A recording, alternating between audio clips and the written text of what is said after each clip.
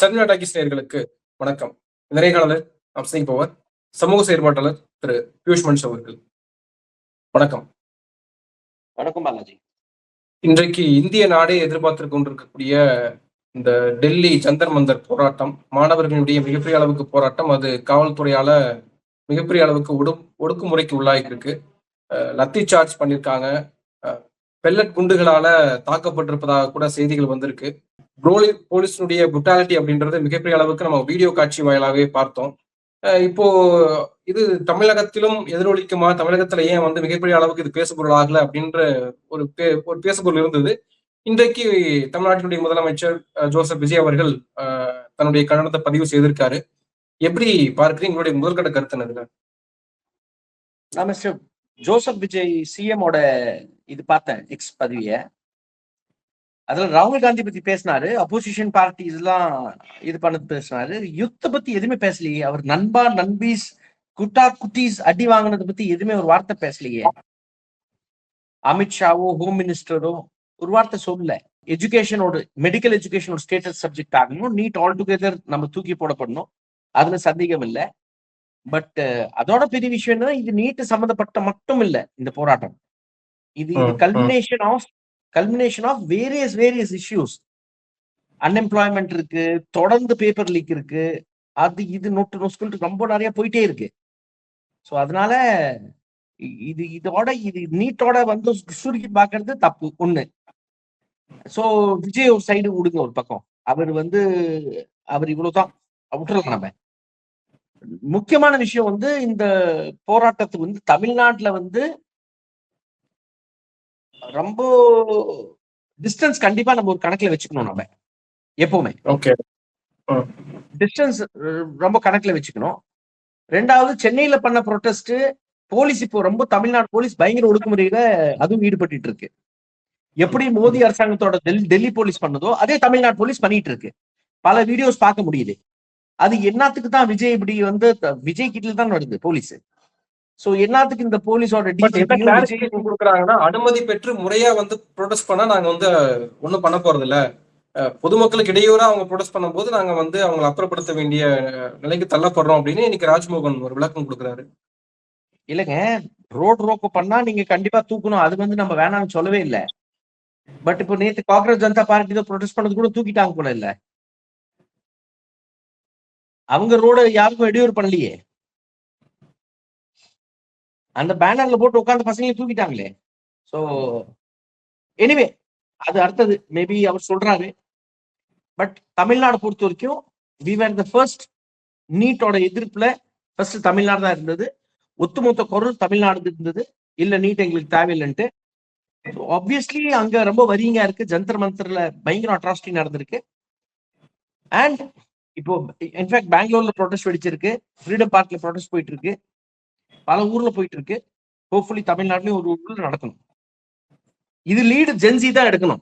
ஆனா இதுல ராகுல் காந்தியும் தாக்குதலுக்குள்ளாயிருக்காரு. போலீஸ் வந்து டீடைன் பண்ணிருக்காங்க அவரை, அவரையும் அடிச்சிருக்காங்க காவல்துறை அப்படின்லாம் செய்திகள் பார்க்கிறோம். அது ஒரு விஷயம் இருக்கு இல்லையா? எதிர்கட்சி தலைவருக்கு இந்த நிலைமையான ஒரு கேள்வி இருக்குல்ல. ஆமா, இல்ல லீடர் ஆஃப் இந்த கவர்மெண்ட் எந்த எல்லைக்கு வேணா போகும். மோடி வந்து பயங்கரமா பயந்துட்டாப்படி. மோடி அமித்ஷாக்கு ட்ரௌசர் சத்தியமா சொல்ற கிழிஞ்சு போயிருக்கு. உள்ள இருந்து உள்ளங்கள் வரைக்கும் பயம். அதனால ரவுடி பசங்களை இறக்கி இருக்காங்க. போலீஸ் லட்டியில ஆணி வச்செல்லாம் அனுப்புறாங்க. டியர் கேஸ், நீங்க சொன்ன மாதிரி பெலட் பாம்ஸ் எல்லாம் போட்டுட்டு இருக்காங்க. சோ அவனோட பயம் இருக்குல்ல, இது எங்கேயோ வெடிச்சு நம்ம ரெசிக்னேஷனை கேட்டுருவாங்கன்ட்டு கேட்டாங்க மக்கள். இப்ப மோடியோட ரெசிக்னேஷன் நிக்குது. இப்ப தர்மேந்திர பிரதான் மறந்தாச்சு. மோடி அமித்ஷா தான் ரிசைன் பண்ணோம். அவங்க ரெண்டு பேர் ரிசைன் பண்ணாதான் ஒரு அளவுக்கு அக்கௌண்டபிலிட்டி வரும். பிஜேபி எப்பவுமே அக்கௌண்டபிளா இருக்க போறதுல வச்சுக்கோங்க. ஐ think so it's high time alliance partners வந்து நாங்க இந்த மாதிரி ஒரு கவர்மெண்ட்டுக்கு வந்து அலையன்ஸ் பார்ட்னர்ஸா இருப்போமா இல்லையாங்கிறது ஒரு கேள்வி இருக்கு. ஸோ இது மைனாரிட்டி கவர்மெண்ட் தானே. இப்போ வேணா அவங்க மெஜாரிட்டியில எப்படி அங்கிருந்து இங்கிருந்து பிடிங்கி வாங்கிருக்கலாம். But I think so high time opposition parties need to rethink their strategy. ஆனா இதுல அவங்களுக்கான ஒரு கிரெடிபிலிட்டி போயிடுமோன்னு காங்கிரஸ் நினைக்குதோ? அதாவது சிஜேபி ப்ரொடெஸ்டுக்கு வந்து போய் அவங்க ஜந்தர் மந்தருக்கு போறதுக்கு பதிலாக தனியா ஒரு ப்ரொடெஸ்ட் வந்து ராகுல் காந்தி முன்னெடுக்கிறாரு, தனியா வந்து பிரதமர் அவர் வீட்டுக்கு எப்பவுமே முன்னாடி பண்ணிட்டு இருக்காரு. ராகுல் காந்தி எப்பொழுதுமே பண்ணிட்டு இருக்காரு. ஓகே. சிஜிபி இப்பதான் வந்திருக்கு. ம், ம். ராகுல் Gandhi has been very very regular. நான் வந்து காங்கிரஸோட பக்க எதிரி. நான் இன்ஃபேக்ட் தமிழ்நாடு காங்கிரஸ் பல கேள்வி கேட்டுட்டு இருக்கேன். எங்கேயா இருக்கீங்க? என்ன நாளைக்கு கிடக்குது உங்க காங்கிரஸ்? இங்கெல்லாம் ரொம்ப அவங்கதான் ஆர்கனைஸ் பண்ணணும். தமிழ்நாடு காங்கிரஸ் தான் இங்க ஆர்கனைஸ் பண்ணணும் பெரிய பெரிய ப்ரொடெஸ்டே. ஏன்னா ராகுல் Gandhi has been organising lot of protest. இப்ப கூட தேராதூன்ல பண்ணாரு ரொம்ப பெருசா பிஜேபி ரூல் ஸ்டேட்ல. ராகுல் Gandhi doing very well. But what about Tamil Nadu Congress தான் நம்ம கேள்வி கேட்கணும். பட் யா, ராகுல் Gandhi is doing a good job. திருப்பி இன்னொன்னு சொல்லிடுறேன், சிஜிபி ப்ரொடெஸ்ட்ல ராகுல் காந்தி உள்ள போயிருந்தாருன்னா இது காங்கிரஸ்க்காக பி டீம், இது பொலிட்டிசைஸ்டு, அப்புறம் இந்த கதையெல்லாம் விடுவாங்க எல்லாமே. சோ இந்த கதைக்கு இடம் இல்ல. அப்படி இப்படி எல்லாம் கதையெல்லாம் பேச வேணாம். காங்கிரஸ் ஜனதா பார்ட்டி ப்ரொடெஸ்ட் நடந்துட்டு இருக்கு. இப்ப அது அபிஜித் திப்கே கையில இருந்து போயிடுச்சு. It is got a larger following now. Sonam Wangchuk கையில இருந்து போயிடுச்சு. இன்ஃபேக்ட் கீதாஞ்சலி சோனம் வாங்சுக்கோட வைஃப் இல்ல நம்ம எஜுகேஷனா பேசுவோம், இல்ல பல விஷயம் பேசப்படும். இனிமேட்டு அனைத்தையும் பேசப்படும். மோடியோட ரெசிக்னேஷன் தான் நிக்க போகுது பாருங்க. இவன் இன்னும் திருப்பி முட்டாள்தனம் பண்ண போறான். மோடி அமித்ஷா இப்போ ஆர்பிஎஃப் பாராமிலிட்டரி ஃபோர்ஸ் காஷ்மீர்ல இருந்து இறக்கிட்டு இருக்காங்க. பெங்கால்ல இருந்து பாராமிலிட்டரி ஃபோர்ஸ் எல்லாம் இறக்குறாங்க. ஓகே. சோ இது டேஞ்சரஸ் தான் போக போகுது. இல்ல தர்மேந்திர பிரதானே பதவி நீக்கம் செய்யப்படுவார்ன்ற ஒரு கேள்வி இருக்கு. இன்னைக்கு நாடாளுமன்றத்துல வந்து ஏங்க ஆக்கப்பூர்வமான விவாதம் தர்மேந்திர பிரதான் நடந்துச்சு. இருந்தா என்ன, இல்லாட்டி என்னங்க பாலாஜி? தர்மேந்திர பிரதான் யாரு? மோடி மினிஸ்டர்ல கேபினெட் மினிஸ்டருக்கு ஒரு மதிப்பு இருக்கா? Every thing is centrally controlled. Dharmendra Pradhan but சைட்ல அவர்தான் போடுங்க. வந்து ஒடிஷாவுடைய வெற்றிக்கு அவர்தான் காரணம். தர்மேந்திர பிரதான் தான் ஒரு கீயா ஏங்க இருந்திருக்காரு. சும்மா அதெல்லாம் கதை பேசிட்டு இருக்கலாம். அவரு மாஸ்டர் பிளானர், இவர் பிளானர். இங்க ஒரே ஒண்ணுதான், மோடி அமித்ஷா தான். இதெல்லாம் சும்மா நீங்க வந்து தில்லாலங்கடி வேலை. இதெல்லாம் தர்மேந்திர பிரதான் அது இதெல்லாம் தர்மேந்திர பிரதான்ல வேற யாரும். இப்ப அமித்ஷா கிட்ட இந்த ஆரோவில் பிரச்சனைக்காக போய் கேட்டாங்க, என்னங்க ஜெயந்தி ரவி இப்படி பண்ணிட்டு இருக்கான்ட்டு. ஜெயந்தி ரவியோட சாஃப்டா இருக்கா, இன்னும் டஃபா ஆளாட்டாமாங்கிறான் அமித்ஷா. இன்னும் டஃபா நாள் அனுப்பிட்டாங்க. பிஜேபியில சேர்ந்தாவே கலிச்சு ஆளுங்க தான் சேர போறாங்க. அந்த கலிச்சுல என்ன, இந்த கலிச்சு வேணாம் அந்த கலிச்சு வேணான்ட்டு இருக்கிறதே கலிச்சு தான். இருக்கிற எல்லாமே பிஜேபியில கலிச்சு தான். அவன் பாரத் மாதா கி ஜெய் சொல்லிட்டு பாரத வைக்கிறவன், ராம் ஜெய் ஸ்ரீராம் சொல்லிட்டு ராமர் கோயில கொள்ளடிக்கிறவன். அவங்கிட்ட என்ன எதிர்பார்ப்பீங்க? இதோட உச்ச கலிச்சு என்ன இருக்க போகுது? ராம் ராம் பேர்ல தான் சொல்லிட்டு ஆட்சிக்கு வந்தேன். நீ அந்த ராமே லூட்டி அடிக்கிற. அந்த லூட்டு இன்னைக்கு நாளைக்கு இல்ல, இப்போ வெளியே வந்திருக்கு ஒபிஷியலா. பல காலமா லூட்டி அடிச்சிட்டு இருக்காங்க. ஓப்பனா தெரியுது எல்லாத்துக்கும். ஆனா தமிழ்நாட்டை பொறுத்த வரைக்கும் அதாவது நம்ம நிறைய இடங்கள்ல ப்ரொடெஸ்ட் நடந்திருக்கு. குறிப்பா வந்து தமிழ்நாடு தான் வந்து முதலாக நீட்டுக்கு எதிராக குரல் கொடுத்த ஒரு மாநிலம்னு சொல்லப்படுற ஒரு மாநிலம், ஒரு ஸ்டேட். ஜல்லிக்கட்டு ப்ரொடெஸ்டா இருக்கட்டும் அப்படின்னு நம்ம மிகப்பெரிய அளவுக்கு கல்ச்சருக்காக, எஜுகேஷனுக்காக போராடிய ஒரு மாநிலம். இன்று நார்த் இந்தியா வந்து நம்ம சங்கின்னு சொல்லுவாங்க, வடக்கன்ஸ்னு சொல்லி பண்ணுவாங்க. ஆனா அவர்கள் இன்றைக்கு மிகப்பெரிய அளவுக்கு ஒரு ஆர்கனைஸ்டு செக்டரா வந்து போராடும் போது தமிழ்நாட்டுல ஒரு ஆர்கனைசேஷன் பெரிய அளவுக்கு இப்போ உருவாகல அப்படின்ற ஒரு எதிர்பார்ப்பு இருக்குல்ல, ஒரு கேள்வியும் இருக்கு, வருது இல்ல அது? ரொம்ப கவலைப்படாதீங்க பாலாஜி, நடக்கும். அதெல்லாம் நடக்கிற டைம்ல நடக்கும். இதெல்லாம் ஸ்பான்டேனியஸா நடக்கும். டச் பண்ணும், குவாட டச் பண்ணும். சோனம் வாங்சுக்கு அங்க தூக்கலன்னா இவ்வளவு பெருசா இருக்காது.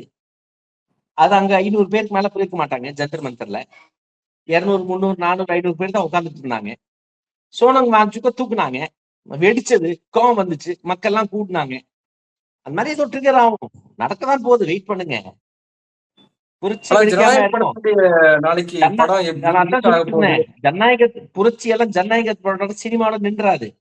வரும் வரும். விஜய் சும்மா அவர் பில்டப், அவர் இமேஜ்க்காக, எப்படி பிஜேபி அவர் இமேஜ்க்காக நாங்க ராமரை காப்பாத்துறவங்க சொல்லிட்டு, இவர் நான் ஜனநாயகனை காப்பாத்துறேன்னு சொல்லிட்டு பில்டப், ஃபேக் பில்டப் கொடுத்துட்டாங்க பாருங்க இவங்க 2 பேரும். நிஜமாவே நடக்கும். Not to worry. அது ஒரு ஸ்பார்க் தான் வரும்.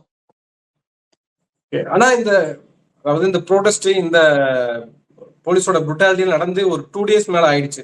ஆனா 2 daysக்கு அப்புறம் ஒரு விஷயத்த பார்த்துட்டு நிதானமா ட்வீட் பண்றாருல விஜய். இந்த நேச்சர் எப்படி பார்க்கிறது? Vijay is a very dull politician. He is a very very lame politician. பார்த்தாவே தெரியுது, இஸ் நாட் ஸ்பான்டேனியஸ் enough. இல்லாட்டி ஜென்சி எல்லாம் நார்த் இந்தியா விஜய் பயங்கர பில்டப் இருக்கு. தளபதி விஜய்ன்ட்டு பயங்கர ரீல் ஓட்டுறாங்க. அப்படி பண்ணி விட்டாரு, இப்படி பண்ணி விட்டாருன்ட்டு. இல்லாத கதெல்லாம் ஃபேக் நியூஸ் எல்லாம் ஓடிட்டு இருக்கு. அவன் எதிர்பார்ப்போட இருந்தான், தளபதி விஜய் வந்துருவார். ஒருத்தன் போட்டான் ஜந்தர் மந்தர் வந்துட்டாருன்னு ஏதோ ஒரு சீன் போட்டு விட்டான். அந்த மாதிரி நிறைய ரீல் ஓடிட்டு இருக்கு. பட் விஜய் அவங்களுக்கு என்ன தெரியும் இங்க எவ்வளவு. சோ எனிவே லிசன், நம்ம இது விஜய் பத்தி பேசிட்டு இங்க வந்து காங்கிரஸ் ஜனதா பார்ட்டியோட எஃபர்ட் இல்ல, இங்க அங்க இருக்க மக்களோட எஃபர்ட், அங்க ஏஎஸ்என்ட்டு ஒரு அமைப்பு இருக்கு மாணவர் அணி, அது ரொம்ப ஸ்ட்ராங்கா, அதுல இருந்து நிறைய பேர் வந்து சோனம் வாங்சு கூடயே ஹங்கர் ஸ்ட்ரைக் பண்ணிட்டு இருந்திருக்காங்க. சோ அதெல்லாம் டிமீன் பண்ண வேணாம். நம்ம Delhi deserves a prize. Youngsters எல்லாம் ஃபுல்லா வந்திருக்காங்க. இதுல ஹிந்து முஸ்லீம் எதுவுமே பண்ண முடியல. ஷாஹின்பாக் போராட்டம் ரொம்ப பெருசா இருந்தது, அது முஸ்லீம் ஆங்கிள் இருந்ததுனால பயங்கரமா அரசாங்கத்தினால திருப்ப முடிச்சது. அங்க அத்தனை கொள்ளை நடந்தும் டெல்லி போலீஸ் வந்து escape from all is crime. ஆனா இதுக்கு மேல எஸ்கேப்பே இல்ல. டெல்லி போலீஸோட இமேஜ் கம்ப்ளீட்டா ஷேட்டர் பண்ணிட்டார் அமித்ஷா. இந்தியன் ஆர்ம் போர்சஸோட இமேஜ் கம்ப்ளீட்டா ஷேட்டர் பண்ணிட்டார் அமித்ஷா. அந்த ரேபிட் ஆக்ஷன் போர்ஸ் சிஆர்பிஎஃப் இறக்க போறாரு. ஏன்னா ஃபார்மர்ஸ் லாபியில இப்ப பார்த்தோம் எப்படி விவசாய மக்கள் வரக்கூடாதுன்னு எப்படி எல்லாம் போட்டிருந்தாங்க, பேரியரு ஆணி கீனி எல்லாம் போட்டு வச்சிருந்தான். இது யங்ஸ் ஜென்சி வந்து இன்னும் புரிஞ்சுக்கல மோடி. பாருங்க பட்டாசு கலக்கிட்டு இருக்காங்க பசங்க. ஓகே, நன்றி. நிறைய விஷயங்களை பகிர்ந்துருக்கீங்க. உங்க நேரத்துக்கு மிக்க நன்றி. நன்றி பாலாஜி, தேங்க்யூ.